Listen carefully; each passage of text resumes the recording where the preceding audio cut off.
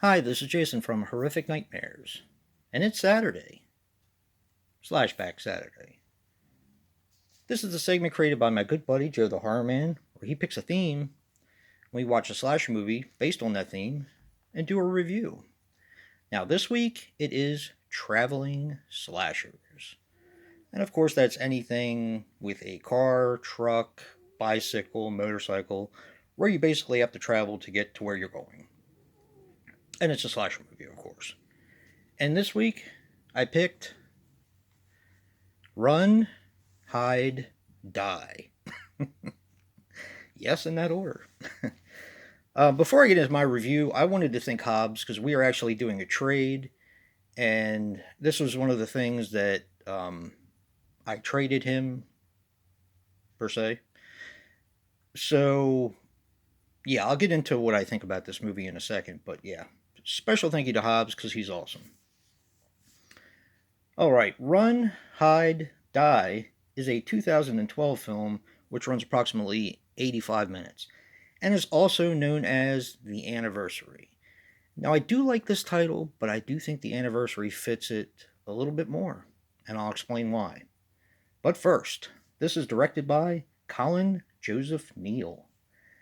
He was responsible for Outcast, Altered, and Altered is a really, really cool alien horror film. It's definitely a recommendation if you've never seen it. And a bunch of shorts. This stars Allison Monda as Addison Davenport. She was in Reunion, Shadowed, and Clown. Not the clown that came out that was part of Eli Roth, but a different one. This also stars Alicia Mendes as Indy Knox. She was she was a guest co-host on The View. So I thought that was pretty interesting. And Ivy Bronwyn as Ariel Jackson. She was in Sisterhood of Death and Revenge of the Left. I can't even read my own handwriting. Anyway. Now, this has actually two different cuts of this film. Not on this DVD, but there are two different cuts of this film.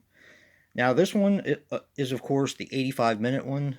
There is actually a 104-minute cut that I would really like to get my hands on and watch. So, yeah. Thought that was kind of interesting. Now, I had seen this movie before. This was the very first movie when I discovered Tubi, the free movie site.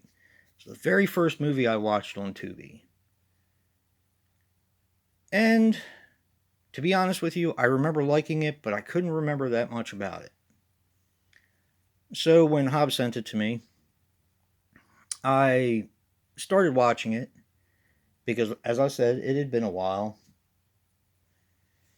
And I'm going to be honest, it is very slow for a while. Okay? And I really wasn't that impressed with it at first. But then it got better. And I swear to you guys, this one has one of the best twists I've ever seen in a horror film. With that being said, let's get into the plot a little bit. Okay, you have Addison. She is our main character of the story. She has been in the dumps for a while, and you find out little by little why she's been in the dumps, why she hasn't been feeling right. She's been very depressed. And it's basically because this is the anniversary that her husband committed suicide. So, on this anniversary, her friends want to get her out of the house, try and cheer her up.